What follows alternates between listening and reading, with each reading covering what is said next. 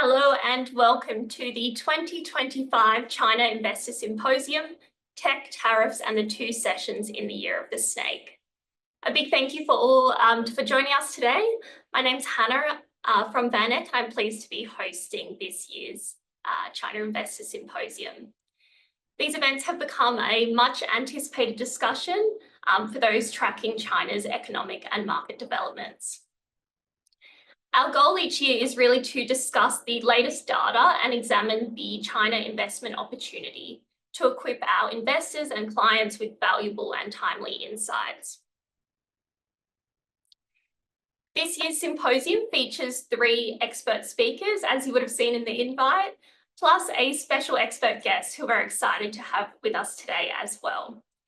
Each guest will share their unique insights on China's evolving outlook and what is the implications for investors. Following our speakers, we will open the floor to a live Q&A. So as we go, please submit your questions via the Zoom Q&A function. And if there is a specific panelist you'd like to direct your question towards, do let us know as well. Before we begin, a reminder that what is presented today is not personal advice.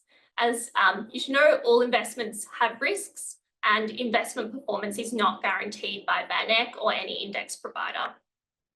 Please do read the product disclosure statement and the target market determination, the PDS and TMD, which are accessible on our website, vaneck.com.au. This is to determine if any of the financial products we talk about today are suitable for you. There is some additional important information at the end to have a read of as well. On to our 4 fantastic guest speakers joining us today. We have Ximing Wang, economist at CITIC Securities based in Shanghai. We have Natalia Garashina, chief economist at VanEck based in New York, who specializes in emerging markets. We have Carlos Diaz, CEO and founder of Market Grader, also based in New York. And we have Anna Wu, senior associate focused on cross-asset investment research at VanEck. Welcome to you all. I can see you've all arrived. It's great to have you all with us. So for this year, we did deliberately time the event to align with the outcomes of what's known as the 2 sessions, which took place last week. So these meetings provide critical signals on China's policy direction, economic priorities, and market reforms. So to begin, Ximing from CITIC is going, and I guess a bit more background on CITIC. CITIC is China's largest full-service investment bank. So with 6 years at CITIC, Ximing also had a master's in economics from New York University, and he now focuses on research on China's fiscal and monetary policy. So Ximing's now going to walk us through why do these meetings matter and the key takeaways for this year. Thank you, Hannah. Good morning, everyone. Well, I'm in Shanghai, so it's morning to me. My name is Ximing Wang, economist of CITIC Security. I'm honored to share you about the 2 sessions. The 2 sessions is one of the most important meetings in China, outlining this year's policy agenda. It started last week and ended just yesterday. There are 5 takeaways about the 2 sessions. First, the GDP, the 5% GDP target is consistent with proactive policy stand. The 5% growth is equal to last year's target, and last year's actual growth is an ambitious target. Many investors doubt whether the government can achieve this goal, but looking back, we can find that in most years, Chinese government can achieve its target. And higher target usually means stronger stimulating policies. That's a strong signal. Last year, many investors believed China will become a second Japan, experiencing lost decades. But the 5% target is a challenge to that story. There could still be ups and downs in quarterly growth, but the midterm growth expectation, yearly growth expectation, is much better than last year, especially for domestic investors. That's very important.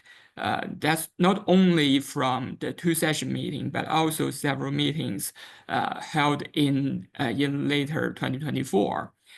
And the CPI target could be misunderstood. It is lowered from 3% to 2%. But the truth is that the inflation target is finally being treated seriously. In the past 2 years, inflation growth target is 3%, but the actual growth rate is around 0, which means the 3% target didn't matter at all in the past 2 years. But now the 2% inflation target is more realistic, and the government will make real effort to achieve that, including like new restrictions on investment in the overcapacity industries. Then my second takeaway is that fiscal policy is the most important one. All the numbers are set in the two sessions. Deficit ratio increased by 1 percentage point to 4%, is the highest in the last 15 years. And more importantly, the broad deficit ratio is 1.7 percentage points higher than 2024. We think that is basically enough to support 5% GDP growth.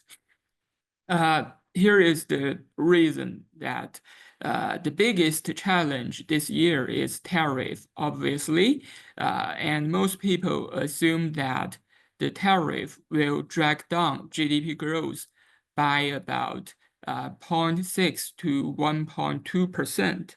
Even if we use the pessimistic assumption that tariff will be a 1.2% shock, the broad deficit can still cover that and have a 0.5% left. So that's why we think fiscal policy is basically enough.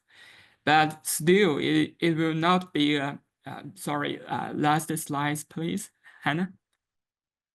Yes, but still, it will not be a bazooka stimulation in the sense that local government special purpose vehicles are still under very restrict supervisions.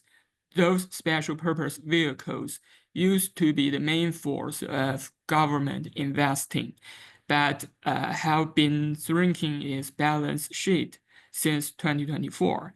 Anyway, in general, we believe that fiscal policy is the key to achieve the 5% growth. Then my third point is that we also see a very encouraging, very exciting transformation in how the government spend the money. China has long been accused that making too much investment with low efficiency. However, now the government starts to make more subsidies to consumption and household sector. The consumer goods trade-in program was first introduced in September 2024 and proved to be successful. This year, 300 billion yuan will be provided to the consumer goods trade-in program. We believe it could drive retail sales by 1.3 percentage points. In terms of Social Security, there will be an extra 41 billion yuan for old age insurance and 29 billion yuan for medical care. As for child care subsidies, a lot of people hope it will delivered, and it does, but details are not clear yet. We expect the amount of subsidies is probably around 100 billion yuan a year for child care subsidies. If we sum up all the subsidies above, to household sector made around 500 billion yuan. That is 0.4% of GDP. Is not that much, but definitely a very good start. And the fourth takeaway is that yes, do not expect too much from monetary policy. In last December, the People's Bank of China turned to moderate accommodative monetary policy after 14 years sound monetary policy. That seems to be a big change in monetary policy. Investors were very excited at first, but then people found that the central bank definitely has different interpretation from the market. As the governor of PBOC said last week, his point is that accommodative monetary policy doesn't necessarily mean larger rate cuts, but describes a low interest environment. He mentioned that the Federal Reserve of the United States cut rates 3 times last year, but the policy rate is still 4.5% at a very high level. On the contrary, the interest rate in China is already very low. So we only expect 20 to 30 bips rate cuts this year, close to last year. And the PBOC, we think, is unlikely to rush into cutting interest rates. They will wait until the economy shows more weak signals, probably in May, we think. And the fifth takeaway is that policy will try harder to stabilize the real estate market. I'm not sure if the house price will stop falling this year, but at least the government wants to achieve that. House sales is good since October 2024 after stimulating policies, but as many investors believed, house sales could go down again in Q2 this year, but we believe after that there will be more stimulating policies, real estate policies too, especially the urban village redevelopment scheme, we think is great potential. Over the past 2 years, the decline in house price has been a significant factor contributing to the weak consumption through the wealth effect, negative wealth effect. So if the house price could stop falling this year, consumption sector can also be a winner. In conclusion, the government make it very clear in the 2 sessions that it will ensure a steady growth, mainly through fiscal policy, and China will not experience lost decades. Thank you for listening. Thank you very much, Ximing. That was very clear, outlining the policy shifts and what's come out of the 2 sessions. We'd also like Anna is going to weigh in sort of from your perspective around the areas that have emerged as key beneficiaries. Yes, Just briefly sum that up. Yes, will do. Thank you, Hannah, and also thank you, Ximing, for a great cover on the China's latest MPC. So now, if we look at some of the beneficiaries coming out from the MPC, in front of you, you see a big table with a lot of information, but the promise here is that you don't have to read every single word of it, but let's focus on the sector column rather. I think aside from what Ximing has mentioned as the bullish signs from coming out from the MPC, one of the other key tailwind that we can obviously observe is AI and the broader AI initiative, mentioned 29 times in the opening speech of the MPC. That's how we see it's important strategically for China that the AI initiative does play out for the rest of the year.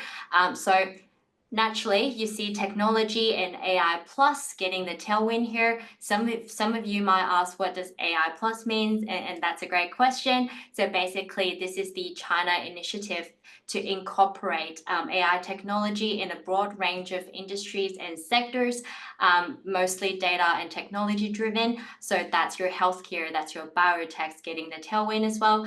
And also with almost 100 billion USD worth of ultra long bonds, also mentioned in the MPC, going into AI and quantum computing, we do see structural tailwind for this sector and broader.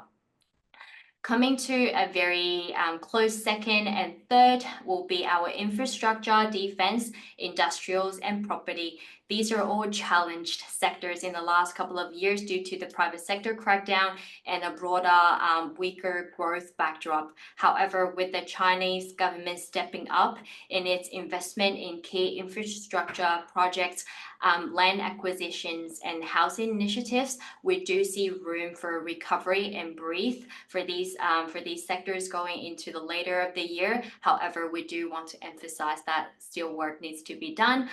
Last but not least, arguably the most important factor for the Chinese recovery this year, the consumptions and domestic demand related sectors, as primarily mentioned in his MPC opening speech again.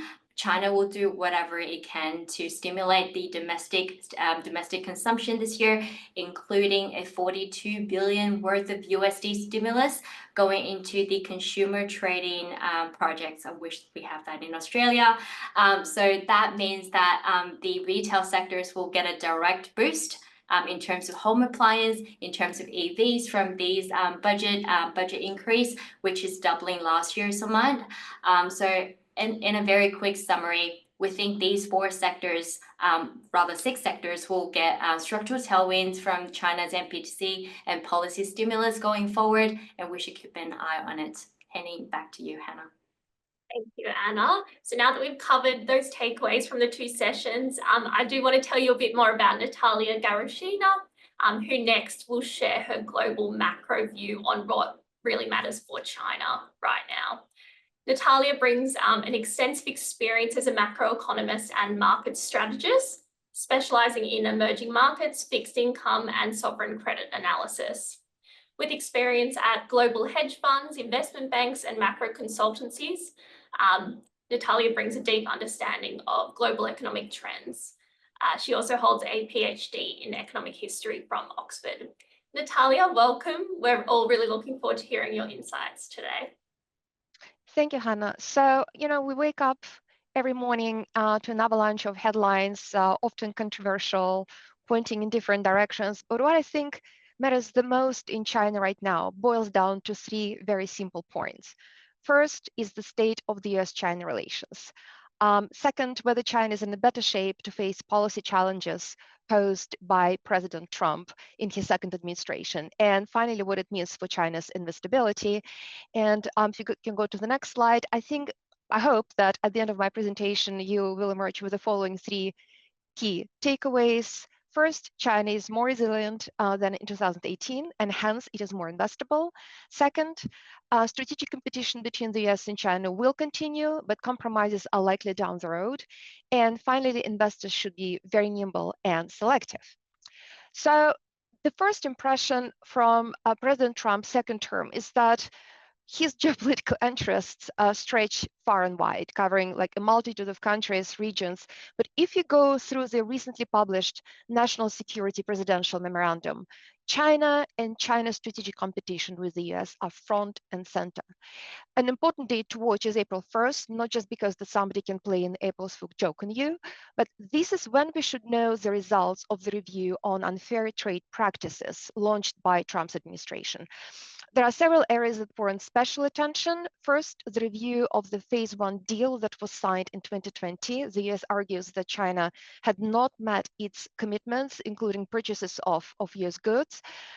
Second, the review of Section 301 with the emphasis on semiconductors. This section of the 1974 Trade Act allows to retaliate against countries that threaten US commerce. And finally, the US can push to repeal China's permanent normal trade relations status, which is the legal designation in the United States that grants a country preferential trade treatment. The bottom line, even though the US might have started the current round of the trade war with with China, at a slower pace, because some observers believed that harsher tariffs could be introduced much earlier in the process. Nobody clearly talks about full decoupling with China, including President Trump. It looks like the trade war will escalate in the coming months, and it might take a while before a potential compromise can be found. So if you go to the next slide, looking beyond these kind of big picture geopolitical considerations, there are some very specific economic reasons explaining why China occupies such a special place in President Trump's heart and mind.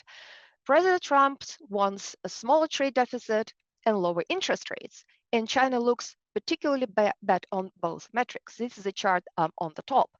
China's trade surplus with the US is off the charts. China has also been diversifying its international reserves for some time now, divesting from US treasuries, and arguably contributing to the falling share of treasuries held by price-insensitive investors, such as official by central banks. This share, which is around 50% right now, is the lowest since 1997. And there are various reasons why this is happening. Why one of them is emerging markets accumulated enough international reserves, and many of them are now net sovereign creditors. But if this trend continues, it can push the natural rate of interest in the US higher, making it even more expensive and difficult to service its rising debt. So the chart below shows where we are in the current kind of state of trade war between the US and China. The US has just imposed an additional 10% tariffs on all Chinese goods on top of a 10% duty applied in February. China's responses have been more constrained. So China put 10-15% tariffs on selected US goods and also added several more US companies to the sanction and export control lists. It kind of makes sense for China to keep its powder dry, given that several important policy reviews are underway in the US. And also many commentators point out to a lack of clarity in the Trump administration's messaging regarding tariffs. So what is the end game? Is it to achieve a more balanced trade with China, kind of revamp the entire global trade system? So this also argues in favor of a kind of wait and see approach by China right now. So on the next slide, the point here is that China's responses are also shaped by the fact that President Trump's trade wars are not monolithic. So some countries like Mexico, Canada, Colombia probably fall into the kind of game of chicken category, where a threat of tariffs is used to get quick strategic concessions. China is most likely in a different group. We call it tit for tat category. And this implies multiple rounds of negotiations and longer process. China can retaliate, imposing additional tariffs, tightening controls on crucial materials, perhaps adding more US companies to the unreliable entities list. China dominates many sectors of global manufacturing, and this can affect the global supply chains. And the US will have to take the cost of such retaliation into consideration due to inflation concerns, which, by the way, is a major difference between the macroeconomic landscape during President Trump's first and second administrations. Further, there's also a lot of emphasis on the trade balance between the US and China, but US multinational companies' sales in China are just as important. And a couple of years ago, US multinational sales in China exceeded US exports to China by a factor of 2. So that's a big deal. China can also offer concessions in such areas as illicit drugs, purchases of US goods and services, currency stability. Currency stability might in fact be desired by both sides during the process of negotiations. So in the case of China and the US, it's likely to be a long game. And one of the biggest questions is how this uncertainty will affect growth prospects. The experience of the 2018 trade war shows that such concerns are justified. So this is the top chart. The chart on the bottom shows JP Morgan's estimates for 2 relatively mild scenarios. Both of them suggest that tariffs can shave off close to 1% of China's real GDP growth. So a silver lining, of course, is that China is likely to step up domestic policy stimulus in the case of harsher tariffs. Now, so moving to the second part, so with all that in mind, the next important question to ask is whether China is in a better or worse position to face these challenges than it was in 2018. So The key development of the past 7 years on the external side is that China is now less reliant on the US. Of course, we are not talking about full decoupling, but first of all, more countries now trade with China than with the US. You can see it on the left chart. The right chart shows that China started to redirect its trade and also supply chains towards emerging markets. Of course, some of this reflects China's attempts to circumvent the existing tariffs and restrictions, but this does not explain kind of all of this shift. Chinese companies, for example, are very competitive in Latin America, where they use kind of localized strategies, they invest a lot, they are being good corporate citizens, they promote social responsibility. China is now also an important export market for LATAM companies. And by the way, loans to LATAM from China's state-owned banks in the past 20 years exceeded those by the IMF, the World Bank, and the IDB taken together. Another point, we're also seeing more reports about the declining share of foreign-funded companies in Chinese exports. And finally, foreign trade statistics also shows that China's imports to the US dropped from about like 21-22% of the US total merchandise imports before the pandemic to about 13% right now. So even though the US trade deficit is much wider now than during Trump's first term, its composition shows that China is probably not the only one to blame. So moving to the next slide, another notable post-election development is that renminbi has been remarkably stable in the face of the trade war and other risks, anchoring many EM currencies along the way. So going forward, the market will be taking its cues from actual developments. So additional policy stimulus in China would be bullish. Harsher tariffs would do the opposite. So we know that CNY weakened against the dollar back in 2018 to absorb the loss of competitiveness. And we think that China's international reserves, both the official ones and at state-owned banks, make it possible to manage CNY's depreciation and make it as smooth as possible. How the renminbi evolves from here will be a very important signal, and not just kind of for the near-term portfolio considerations, but for longer-term strategic allocations as well. A stronger renminbi could be a boon for China's domestic consumption, and it can also encourage Chinese companies to shift production to other countries, perhaps something similar to what Japan was doing in the 1980s. A weaker renminbi can encourage China to look for alternative export markets, which most likely will be in other EMs. So one very likely candidate is a group of countries often referred to as Global South. These are big parts of LATAM and Africa. This is a huge and underdeveloped consumer market, and cheap and better quality Chinese exports will probably be good, at least initially, for these countries, in their fight with inflation, high inflation, and customer satisfaction, of course. But this process can also slow the industrialization. It might also keep many of these countries as a source of cheap commodities for China. When we talk about FX, one topic that pops out very frequently is a currency accord that could prevent the dollar from strengthening, because strengthening can offset potential gains for the US from higher tariffs.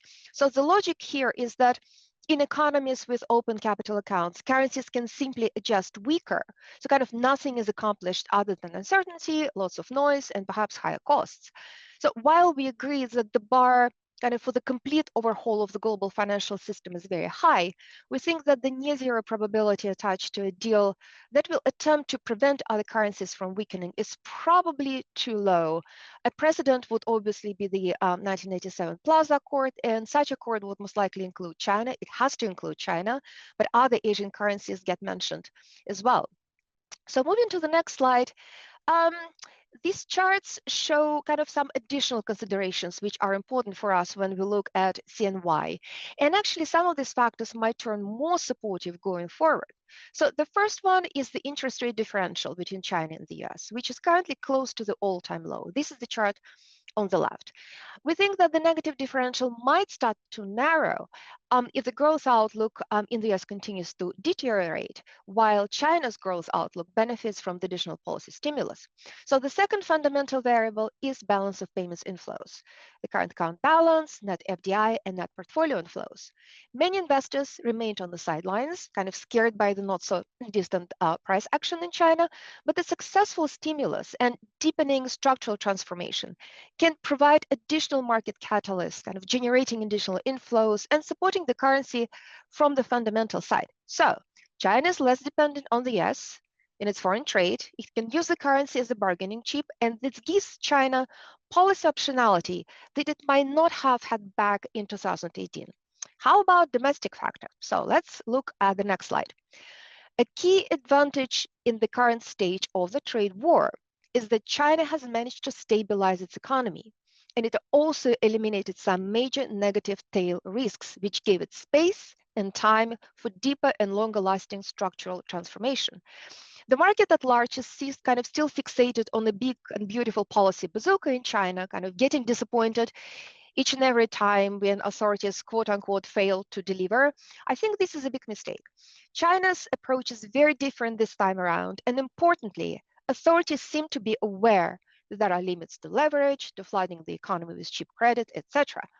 But because the market is so fixated on a big number or a beautiful headline, kind of smaller measures are often ignored or even brushed away as kind of not delivering the fundamental resolution of all the possible problems.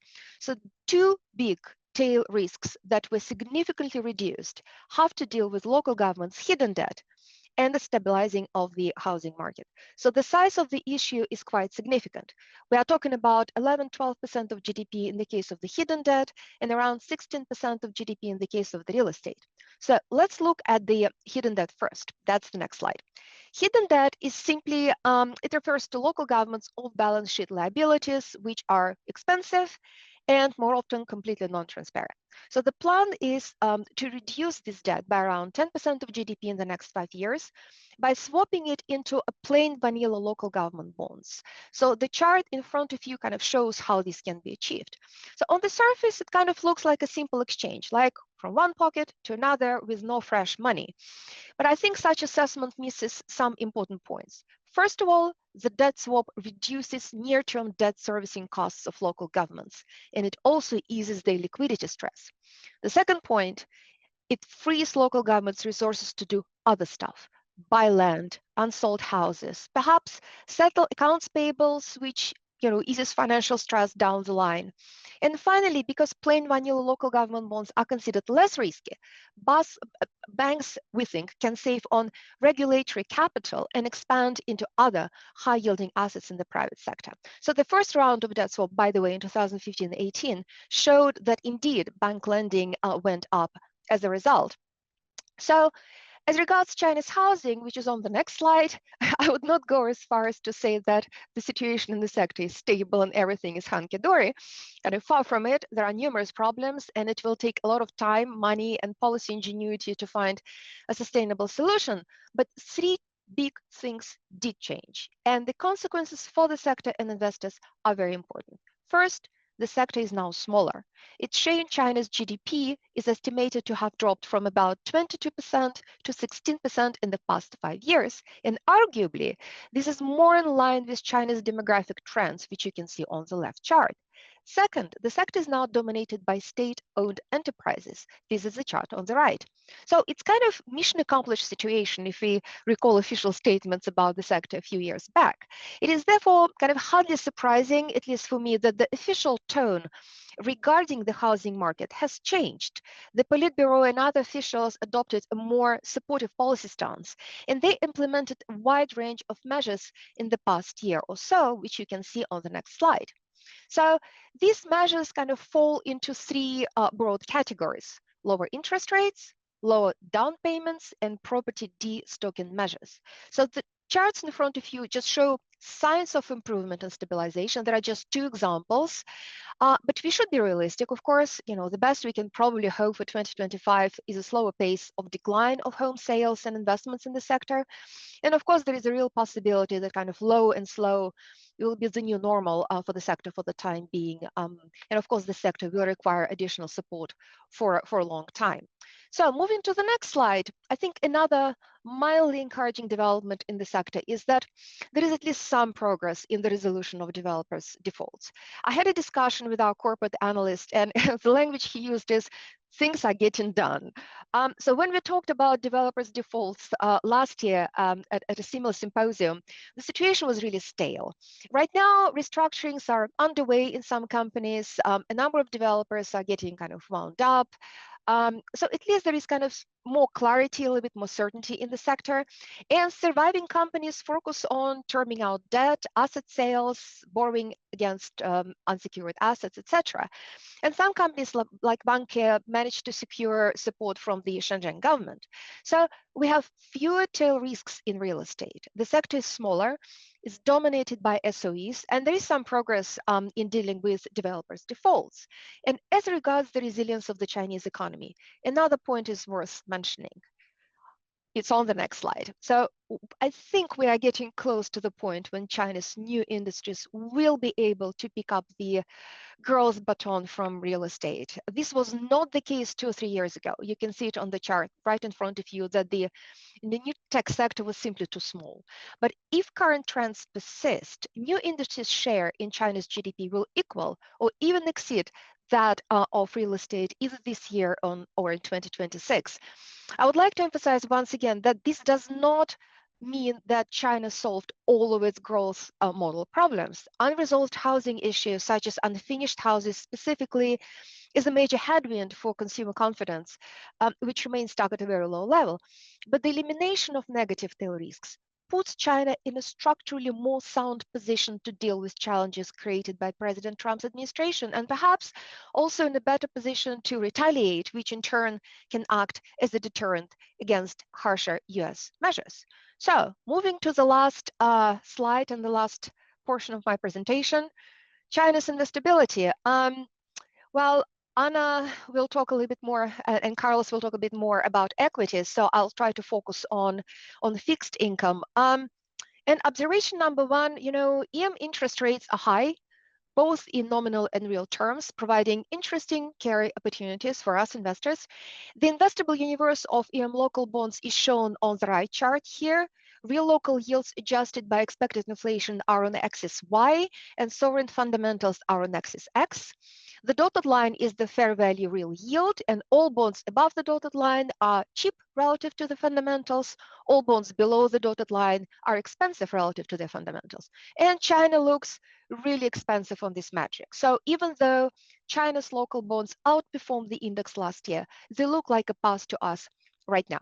Observation number two, China's high-yield corporate bonds and EM high-yield real estate index rallied a lot since the middle of the last year. This is shown on the left chart. We had significant portfolio exposure to China's high-yield corporate debt last year, and it contributed a lot to our outperformance versus the benchmark. But we opted to reduce exposure to literally 3 bonds. 2 of them are in real estate, given the price action and the fact that trade tensions are likely to escalate before a compromise will be found. A potential game changer in the sector would be the use of the central government's balance sheet to buy unfinished houses. But my understanding is that it will take a lot of work and logistical efforts to make this happen. So even though China's greater resilience and structural improvements make it better equipped to deal with President 2.0 challenges, make it more investable as a result in the medium term, we think this is a time for contemplation and selectivity in China's fixed income portfolio exposure. Thank you so much. Thank you so much, Natalia. There's a lot there, and I think everyone would have found that really insightful. Let's now shift to China's equity markets with Carlos Diaz. As I said, the CEO and founder of Market Grader. So along with the Market Grader indexing team, Carlos is behind the methodology for our China New Economy Index, and he's written extensively on these sectors. Carlos, it's a pleasure to have you with us again. We're eager to hear what's changed since last year and where investors should be focusing their attention. Absolutely. Thank you, Hannah. It's good to be back. I'll start by saying that this is the 4th year in a row that I've participated in the symposium. So I'll start by saying that I'm grateful to VanEck for having me on board again. And I think it's worthwhile maybe taking a step back and looking at what the last 5 years have been. It happens to be that next week is the so-called anniversary of the beginning of the COVID pandemic, at least as measured here in the US. Obviously, COVID began in 2019, as we know, but it was really around this time of the year, 5 years ago, that it became clear, at least here in the US, and I think in most of the world, that this was going to be a pandemic that was going to have very severe consequences. And so why do I bring this up? Because I think it's important to take a step back and think about what's happened in the last 5 years, and especially what's happened in China, right? So if you think about the pandemic, every country reacted differently to it, implemented different policies. China shut down the country for 2 years. Countries shut down different parts of the economy, different parts of the consumer economy at different levels. But in my view, nobody did it like China did. China basically said, we're going to shut down the country for 2 years. And that basically was devastating to the economy. So if you think about what's happened since then, and I'll get to why this is relevant to my presentation today. If you think about what's happened since then, investors, I think, have been asking themselves two primary questions. Number one, like, where is the stimulus? Like, how is China going to get out of this? And always looking for government stimulus. And number two, and to Natalia's last point, is China investable? It seemed a couple of years ago that a lot of people were throwing in the towel regarding China. So, which brings me to my presentation today, and the title of it is China Pivots. So I wrote an article last fall, shortly after the Chinese government announced the latest stimulus measures back in September. And I think this time feels very different than before.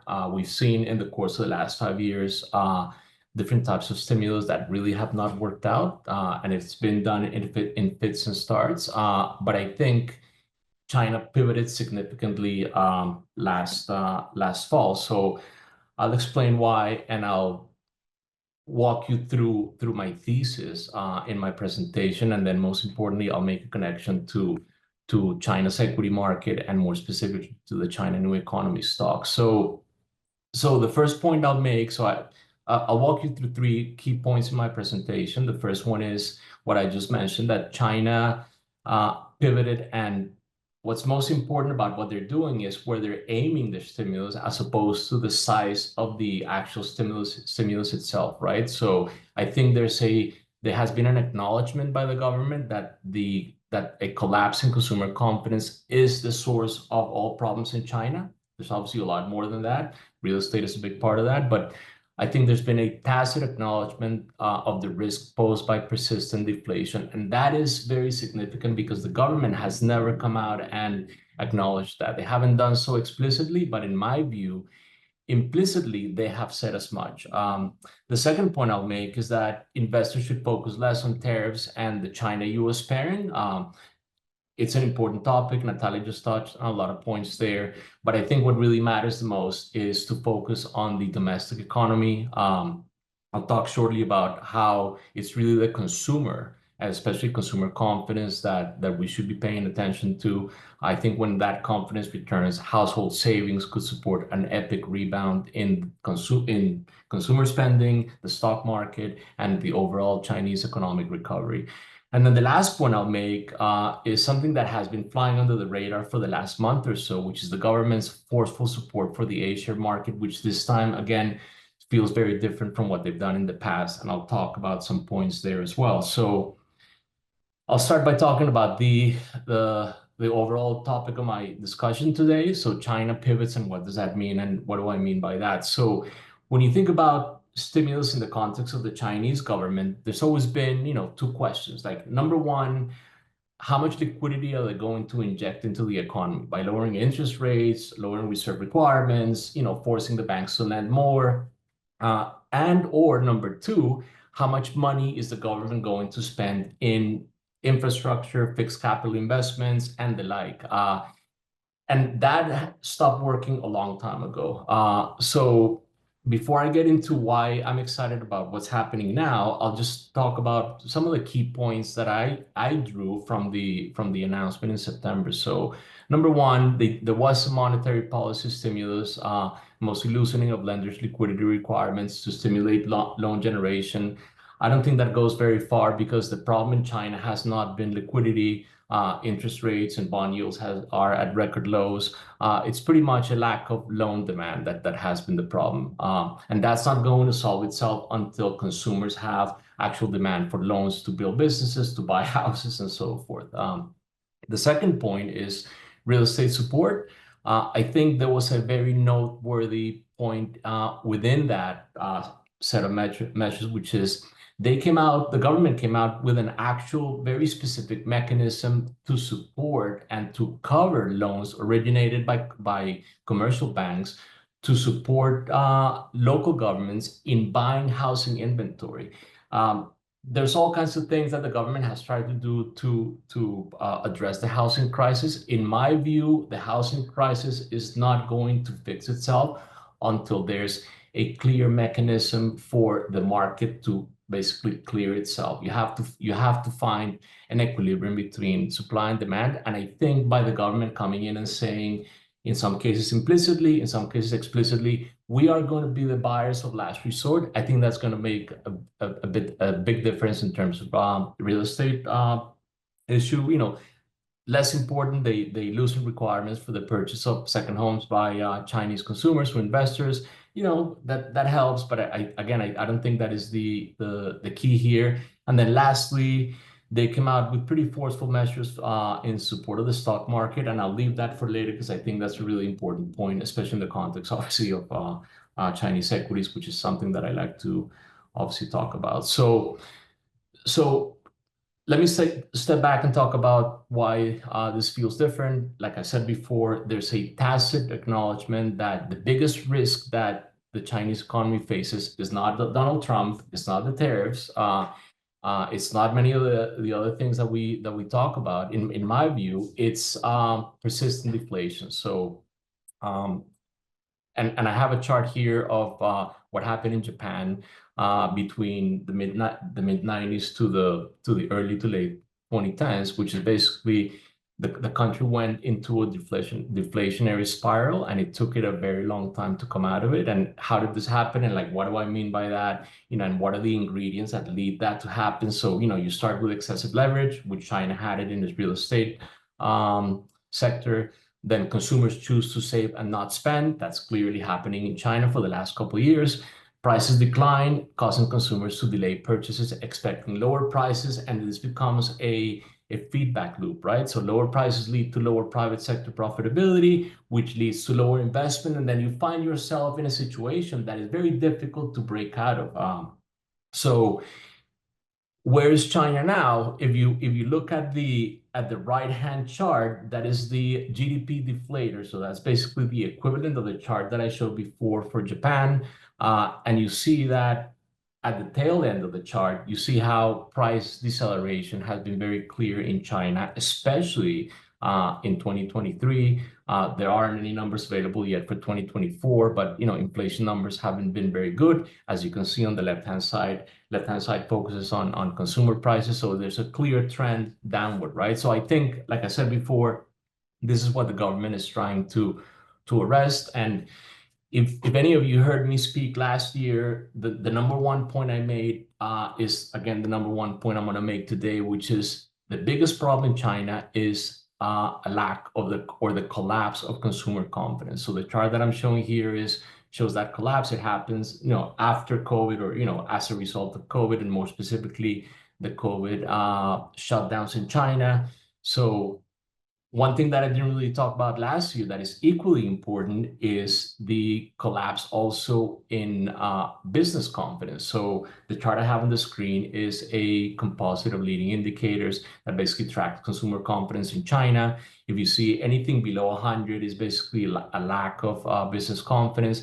And why is this important? I think, like I mentioned on the slide, consumer confidence and business confidence are two sides of the same coin.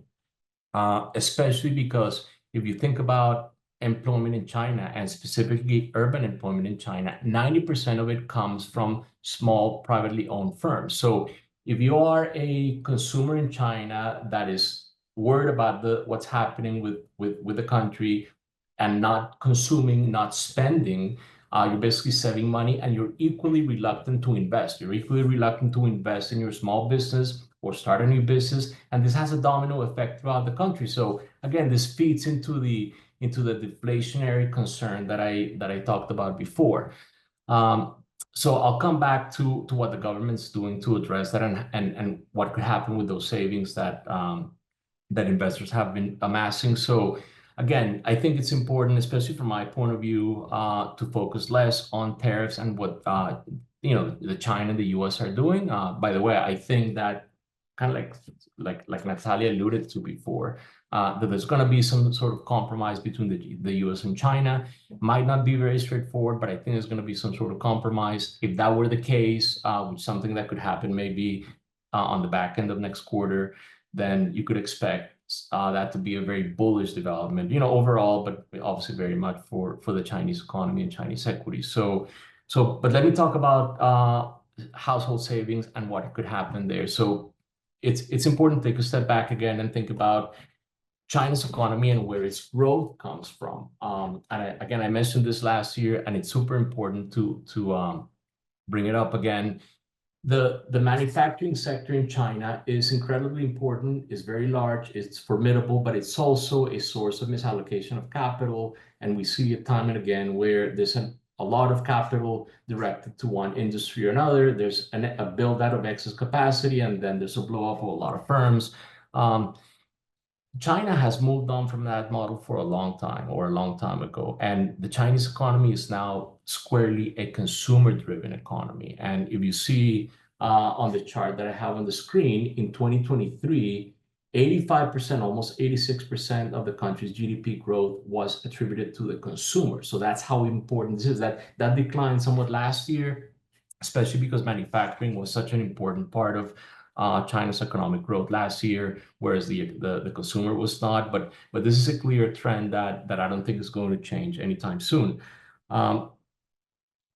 But what's happening, the consumer has been on strike. So basically, because of the collapse of consumer confidence that I spoke about before, consumers are just basically not consuming. So what are they doing? They're saving. So if you look at the chart that I have on the right, I show in the blue bar retail sales in China in the aggregate in Chinese yuan from 2019 to 2024.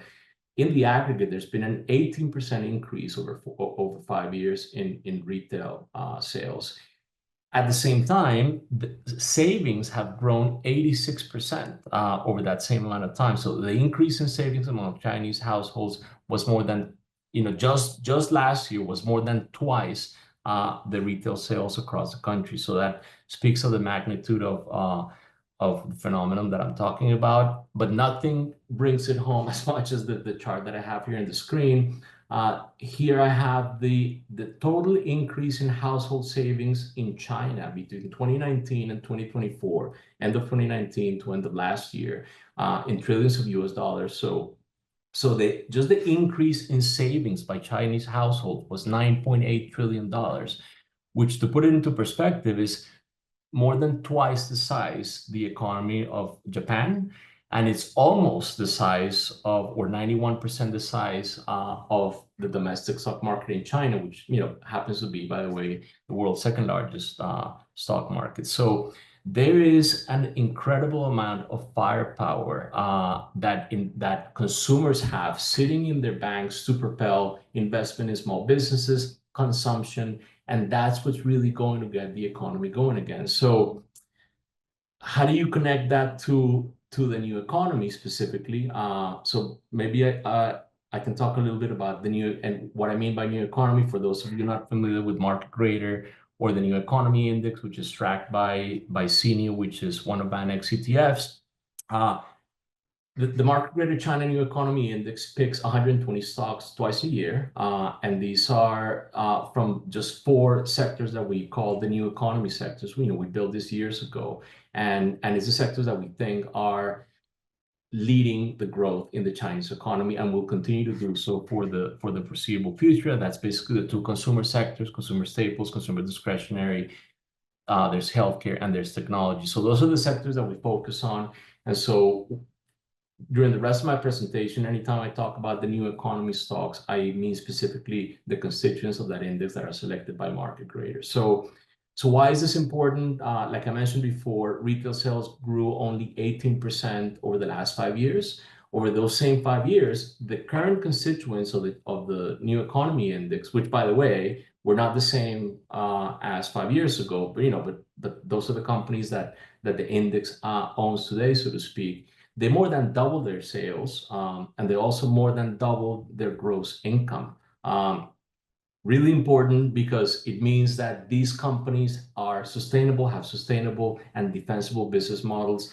And the fact that gross income has grown pretty much on par with sales means that they're really not as affected by some of the deflationary pressures that I mentioned before. So these companies are in excellent shape. Here I show how their margins have expanded between 2019 and 2024. Again, I like to compare 2019 to now, or at the end of last year, because that's sort of pre-COVID when the economy was a little more normal before all this upheaval to what it looks like today. So incredibly, you see that gross margins grew from 44% to 51%, net profit margins from 16 to 21%. The orange bars reflect the comparable numbers for the CSI 300, which is the benchmark of the largest, or like the blue chips of China, if you will.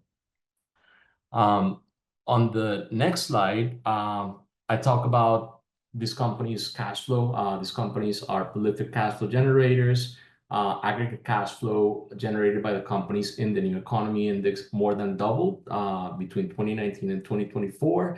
And pretty importantly, they did not come at the expense of investing in future growth, right? So if you look at capital expenditures, they also more than doubled over the last 5 years versus 39% growth for companies in the CSI 300 index. So and pretty incredibly for new economy companies or the companies in the index, they have total cash and short-term investments in their balance sheets that are the equivalent of 15% of their market cap. So if you're an investor and you're thinking about owning these companies, that should give you, I think of that as a margin of safety, right? So already 50% of the value of these companies in the aggregate is basically the amount of cash that they have on their balance sheets. And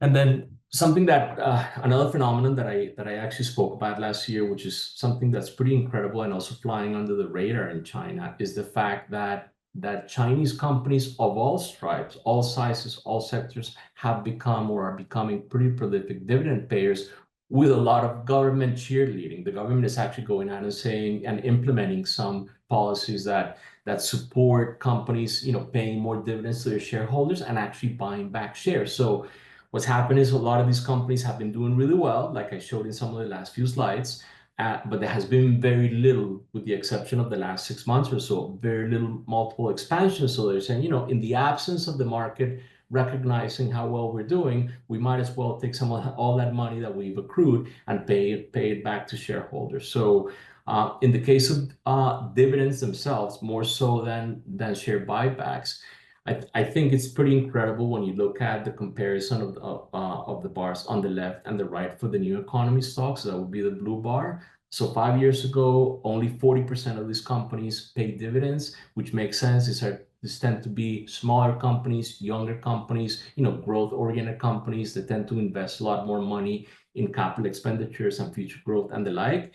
As you saw before, they continue to do that, but now 71% of them, almost 3/4, are actually paying out dividends, which is almost on par with the CSI 300 index. That's remarkable because CSI 300 companies are much larger companies, more mature companies in more mature industries, banks, industrials, materials companies, and the like. So I think this is also very positive. I think these companies will continue to do this until the market sort of wakes up and recognizes all the value available in the Chinese A-share market, which is what brings me to my last point, which is something, like I said, and like I put up on the screen, it's flying under the radar, and which is how the government's or the government's support for the stock market, which feels very different from what they've done before. So For those of you that have followed China for a while, you might remember maybe what happened in 2015.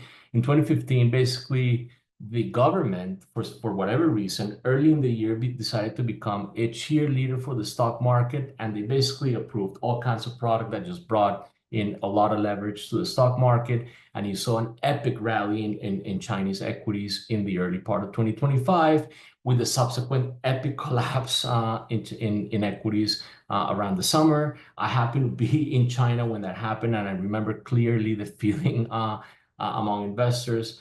And it's just everybody knew that it was not going to end up well. And then the government panicked, and they pulled out what many people know as the national team, basically to support the stock market after it had collapsed. It's basically saying they go out and tell a lot of the banks, a lot of the state-owned enterprises, you need to go out and buy equity. So that was a very haphazard way to support investment in equities in China. This time feels very different, and I'll explain why. So they announced in September a plan to help invest or create mechanisms to funnel more money into the stock market. But what really made a difference was what they announced last month, which is basically a follow-on to the plan that they announced in September. And what's most significant about this plan is that the government has been very explicit in saying that they're trying to ensure that as much capital as possible, as much long-term capital as possible goes into the equity market, because they believe that's going to be beneficial for consumer confidence and some of the things I've talked about before. So there's three main parts of this plan that I'll talk about briefly. Number one, they had explicit ideas about how to expand long-term investments in domestic equities by the National Social Security Fund and the companies that manage it. Number two, they had also very explicit targets for an increase in equity allocations by the country's mutual funds. And number three, also very explicit targets and programs for state-controlled insurance companies to invest directly in the stock market. So what are these measures and what do these mean? So the first one, the way the National Social Security Fund is assessed every year. They do sort of a performance assessment, and the government has come out and said, like, we're going to change the methodology by which we assess those managing Social Security money. And basically, we're no longer going to prioritize one-year performance. We're going to reward you, so to speak, for 3- and 5-year performance. So we don't really care that much if the funds in the Social Security fund have not done that great the last year. We're really going to put a lot of weight in 3- and 5-year returns. And then most importantly, they have actually been supporting the market with outright, open market purchases. They don't really speak, or they don't really break down what the purchases have been, but the investment arm of the People's Bank of China has been pretty active in the domestic equity ETF market. There's an estimate that they hold about $150 billion in Chinese equity ETFs. And for some large core ETFs, there's speculation that could be about 40 to 50% of an ETF's outstanding shares. I'm not suggesting this is the way of the future, but I think that one thing that I find interesting there is that this is reminiscent of the playbook that Japan started employing in the early 2010s when they needed to revive the stock market. They had some of the deflationary problems that I talked about before, and they went out and started doing outright significant purchases of Japanese ETFs, especially equity ETFs, something that the central bank had never done before. And then that actually revived the market. And then a lot of you might know how well Japanese equities have done the last couple of years. I think the part that parts 2 and 3 are the ones that excite me the most.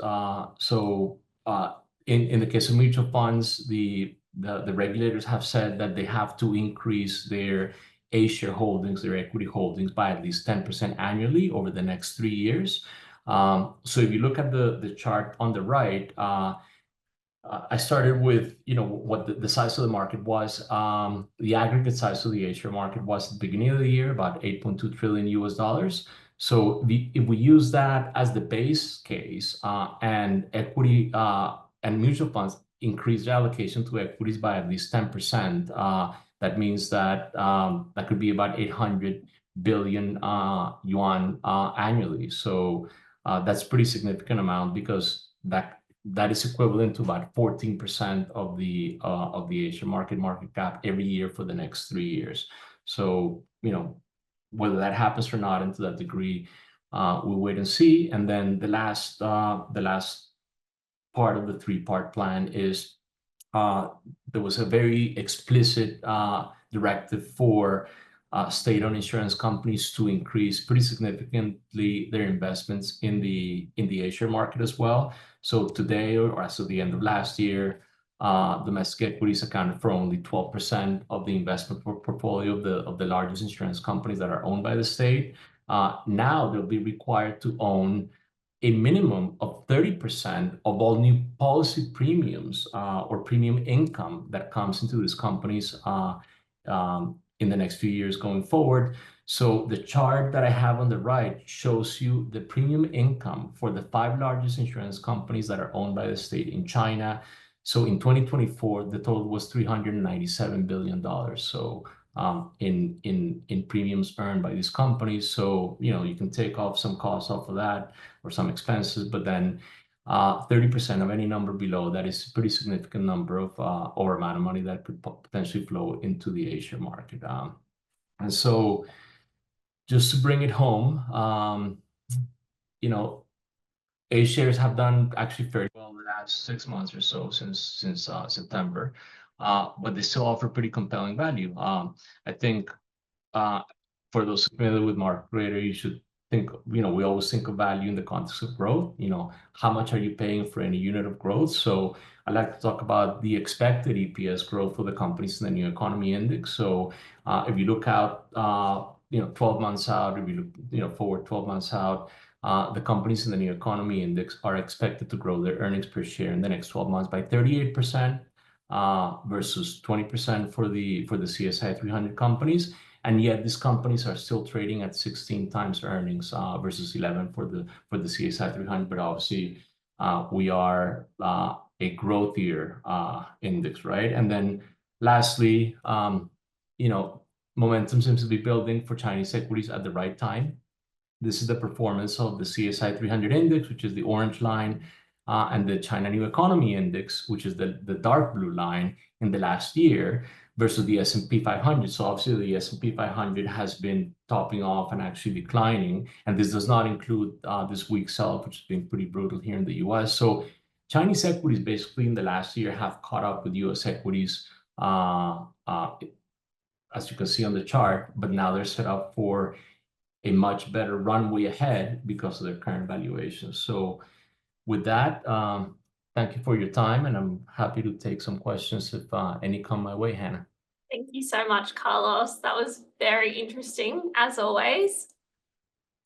So now we're going to bring back into the fold Anna, our final speaker to tie it all together today. Anna is a cross-asset investment specialist with deep expertise across research, asset allocation, and sustainable investing, with experience at Macquarie and PwC, shaping Anna's perspective on global markets. Anna, welcome again. I'll pass it over to you for your presentation. Happy to come back to bring it home. And thank you, Hannah. Also, thank you everyone for still staying with us after an hour. This is a longer session, we know. So in the very last section of today's presentation, let's do a bit of storytelling. How about that? So let me walk you through the story of the Chinese economy recovery, and there's 3 chapters to it. It'll be nice and quick.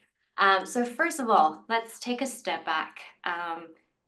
Let's take a step back and look at China's economy in terms of its financial conditions. I constantly ask myself this question: how did the world's 2nd largest economy ended up in a deflation? And why are we even talking about this question? That, well, let's now to look into China again. So In front of you shows the tightness and the looseness of the financial conditions of China.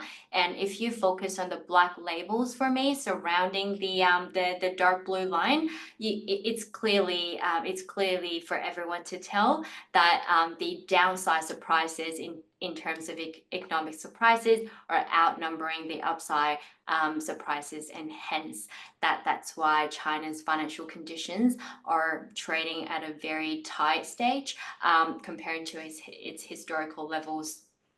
However, there is a silver lining here in my personal view. So with the moderately loose policy stance expected in 2025, and as we see these bullish stimulus and policy incentives coming out from the NPC and so forth, hopefully there will be more stimulus and more black labels to the positive territory to drag up the blue line.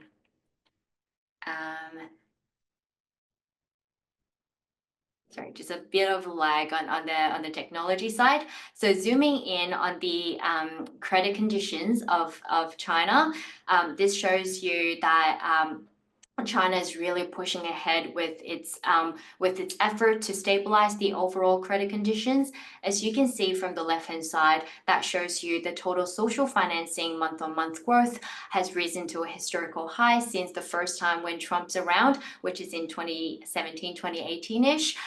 Then on the right-hand side, you'll be able to see the Bloomberg China Credit Impulse. This one is more of a forward-looking credit impulse that shows the expectation of the China's overall credit soundness. And while there's still work to be done, and we can see still at a lower level comparing to its historical prints, it's already showing a sign of recovery. So with that context, with all of us acknowledging that China's economy is stabilizing, it's resilient, I think it's time for me to show you this colorful chart where it brings into reality of some of the material drivers of the Chinese equities, which means here CSI 300.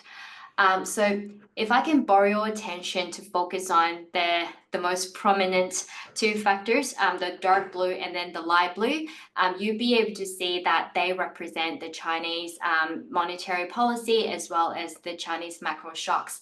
So over the years, the common theme that I want to bring to your attention is that the internal factors, just echoing Carlos' viewpoint, the internal factors are the real drivers of the Chinese economy as well as its equity market rather than the external shocks. So this is very different from smaller and more open economies that are more intertwined to the Western world, for example, Japan.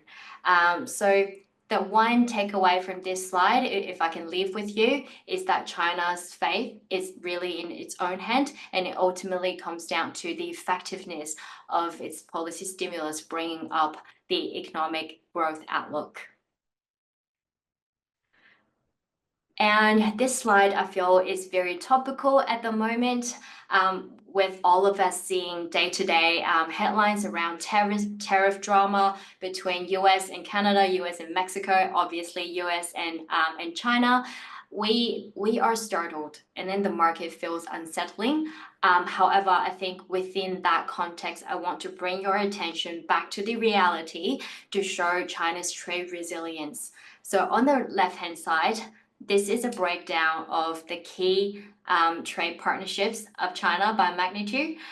So as you can see that the dark blue area represents the US, even though as one country, US still has a major impact on China's trade balance and also its trade dynamics. I do want to focus on the diversification and then the broadness of the trade partnerships outside of the US, which shows that China can be resilient in the time of tariff shocks introduced by the US. On the right-hand side, it's really the same story, but told more from a helicopter view. The light blue line shows the net trade balance for China, i.e. how much money China made from its exports. The dark blue line shows China's total trade to the world. As we all can see that the lines are going up, even though it has tumbled during COVID lockdown in China, which is around that 2020-2021 phase, it has recovered at a significant extent. So bringing it back home, why should Australian investors care about Chinese economy recovery? Put it simple, China and Australia has a very important trade relationship. Typically, China's demand matters a lot for Australia from a term of trade perspective. So with 2025, China's putting all of these stimulus and determination to boost its economy, in boosting its demand. Hopefully, Australia will get a tailwind from China as well. So with that broader economic context set, let me bring you this really simplified formula of the Chinese economy recovery. So it has 3 ingredients in my view. First of all, it's the tech reformation, then it's the government investment, and last but not least, the domestic consumption stimulus. And now if we walk through these key ingredients one by one, we start from the tech reformation. So hopefully by now, DeepSeek is no longer a rare herd name for most of us. Really, since the end of January, this Chinese upstart has shocked the entire Western world, in particular the AI sector, by releasing its R1 model at a matching performance with some of the cutting edge models, i.e. ChatGPT, but also trained at a fraction of the cost. So since then, China tech has caught on the tailwind and rallied the most since 2021, and also it's broadened the gap with its global peers. So if you look at the same sector in Europe, in Australia, and in the US, China has definitely seen an outperformance. And pleasingly, we've seen that AI optimism fueled a broadening rally into the healthcare and biotech sector. So since later on in the February, the same DeepSeek moment has happened in the China healthcare sector, where some of the drug makers are releasing cutting-edge cancer solutions that will also treat the same cancer problems with a better quality, but trained at a fraction of the cost in R&D investment. So that has fueled the rally of the China healthcare index, and it's broadening again the gap between China's healthcare and the world's healthcare. So coming through to the government spending piece of the formula, I call this a slide of determination and resilience. As you can see on the left-hand side, that's more of a retrospective indicator. China's government spending as a percentage of GDP has risen to historical highs. And on the right-hand side, China's budget deficit, the famous 4% budget deficit, highest in three decades, has been announced in the MPC this year, which means from now onwards, China will keep spending more in boosting its economic outlook.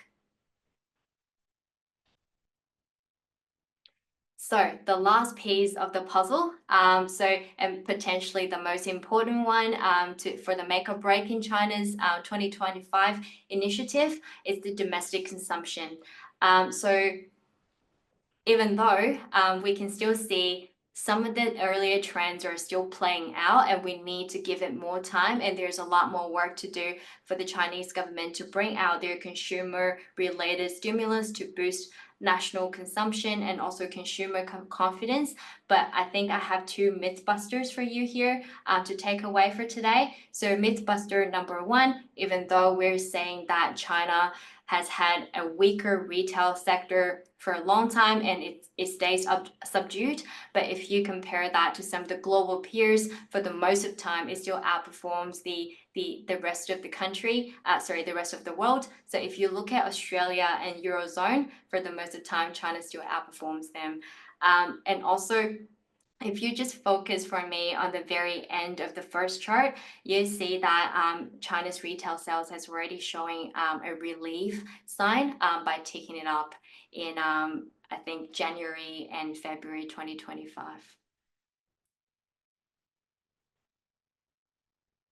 So I think this is the last chapter of the Chinese recovery story. And then let's talk about how do we as Australian investors be part of it and take profit.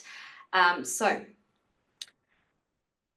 let's talk about or get a really quick refresher on how does Chinese stock market even look like before we go into the specific strategies. So on the left hand side, if I remind you, China in particular, the mainland market remains the second largest market in the world, although it's much smaller by the US, but still represents a big mass in terms of global financial markets.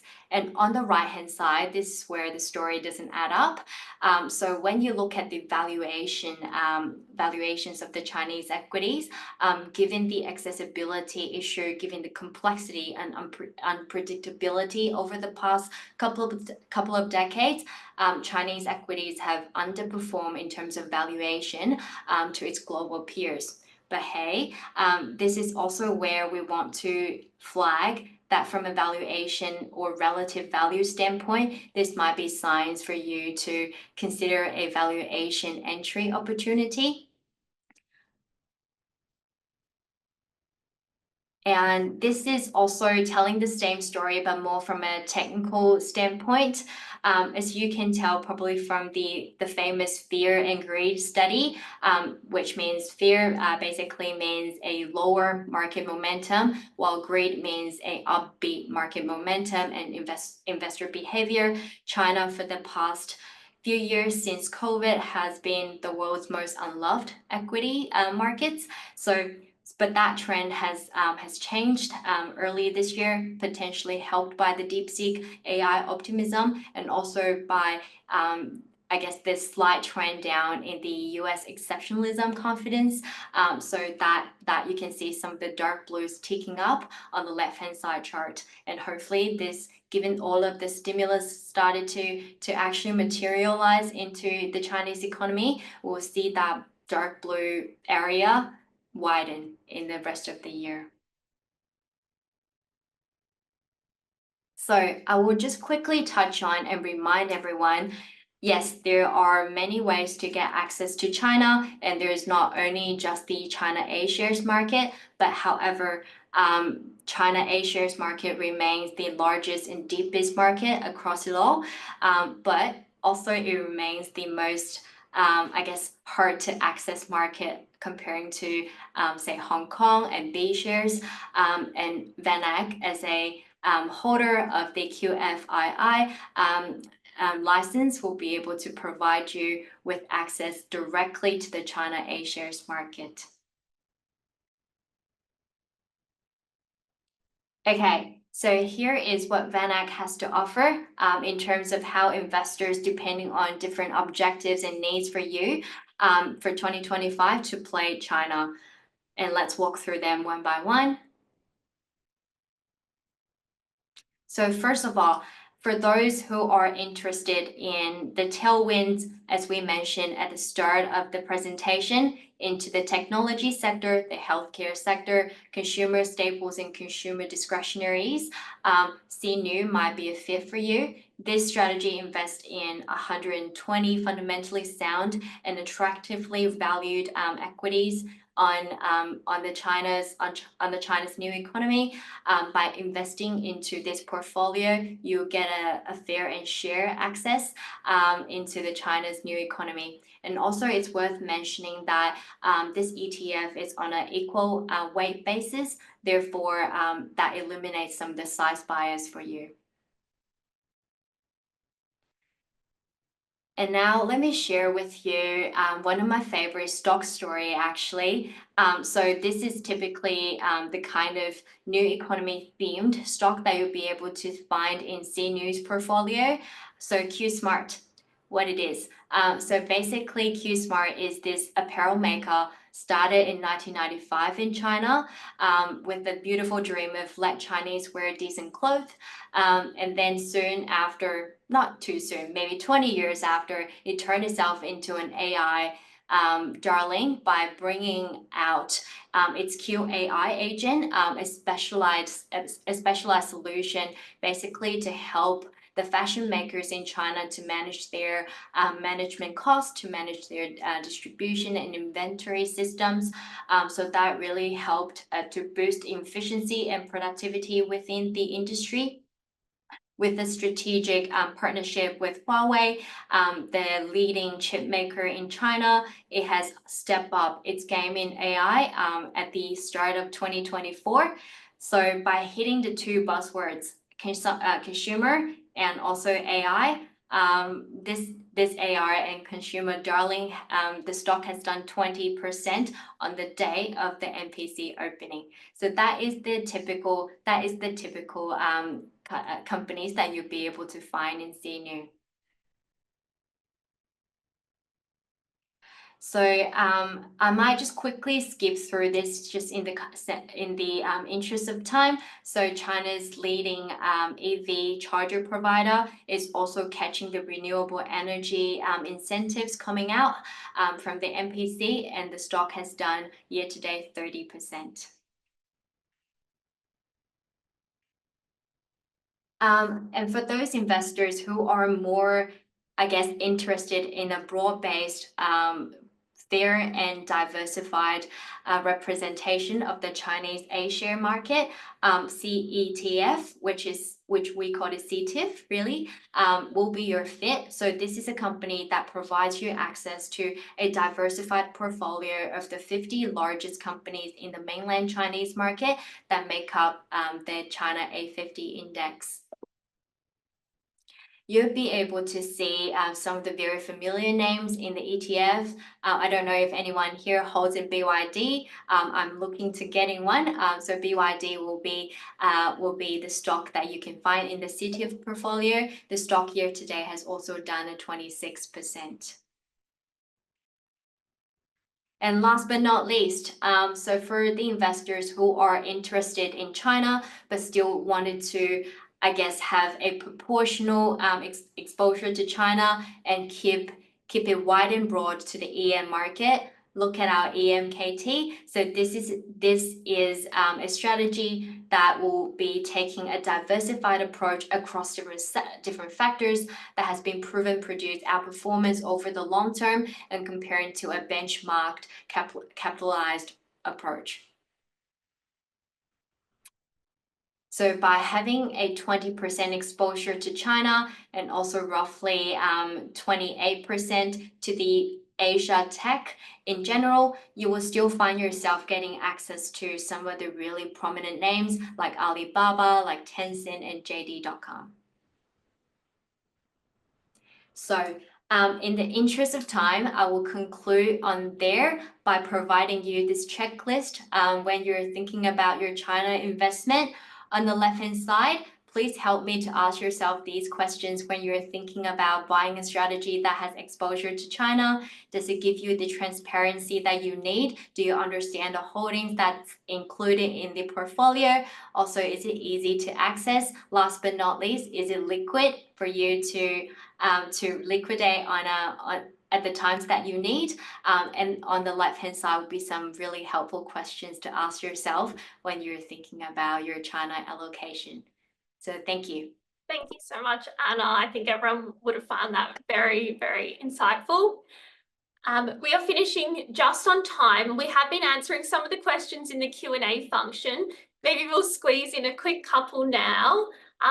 Maybe Anna, for you, I'll move to our question slide. There's a few questions around China and AI, and maybe you have some more to comment on this one. So we understand China's made a significant leap in AI. Can you tell us more what's happened since DeepSeek? Yeah, so in a minute or so, if you can. Yeah, I'll try to speed through. So yes, so I don't know if we have seen some of the headlines around China's AGI solution. AGI meaning the artificial general intelligence, a major step up from the current chatbots. So basically, it's aimed at providing the integrated and diversified solution for consumers to be able to think for you. So that is Manus, brought out by the sovereign team in China, that is going to navigate the AGI space, even though the solution right now is still at its beta phase, but it's picking up that DeepSeek introduced optimism, and also sending the Hang Seng Tech Index to its all-year high, just sub 8,000, I think that was the print last time I see when the news got announced. Fantastic, thank you, Anna. Maybe you could also talk to this one. We've got a question around that H shares, they've seen benefit more than A shares from recent bullishness. Any idea why this is the case? Yeah, I think I'll address this in probably 2 points. Point number one, as we all see, if we flick back to the table where we talk about the A shares, the B shares, and the H shares, apparently H shares more accessible from a foreign investment perspective to participate. Therefore, I think that's why it's catching some of the early AI tailwinds, and from a foreign investors standpoint, that's where the capital start to lean in at the start, but we do see a tendency for that to go into the A shares market now as the Chinese investors slightly, I guess, gradually build up their confidence. And also just to remind everyone that in terms of technology sector exposure, China A share index, which is the CSI 300, has a higher exposure to technology compared to the H shares. That means as the AI theme plays out and more Manus and the like goes into the market, we do see that A shares will catch on to the tailwind later in the 2025. Thank you, Anna. Natalia, we might end on a harder question for you, but I think it's worth asking you as you are the expert. We've got around, so slightly outside the specific discussion, if China was ever to take Taiwan, is it a given that China would have trade sanctions imposed on it by the West? Maybe start with that. The question does keep going, but I think that's a good start. Okay, I would suggest to look at the impact of President Trump's policies on its relations, on the U.S. relations with its allies. You know, Trump is picking up fights not only with Mexico and China, but also with Canada and Europe. And if Trump manages to isolate the U.S. from its Western allies, including Australia, this could weaken the Western economic and political front, so to say, against China in the case of potential problems in Taiwan. And if indeed the purpose of Trump's kind of policies is to revamp the global financial system, the European countries might focus more on their own problems, including the rebuilding of their own defense complex. So I don't think that's necessarily a given. I would definitely look at how the relationships progress between not just kind of natural adversaries such as China and the US, but also between the US and its allies. Thank you so much, Natalia. And confirming to those asking, a recording and the slides will be available after today. And once you do leave the webinar after today, there's a survey. You can leave any additional questions in there and I can connect you back to any of the speakers. But in the interest of time, we will close the Q&A there. But again, please do send through any more that come up. With that said, I'd like to conclude today's China Investor Symposium. A huge thank you to Anna, Natalia, Carlos, and Ximing for sharing your perspective. We really appreciate it. To our audience, thank you for joining us. We hope you found the discussion around the risks and opportunities ahead for China really insightful. Again, once you leave, please fill in our survey. We really appreciate your feedback. We hope you all have a fantastic rest of your week and we'll see you in our next webinar. Thank you all. See you.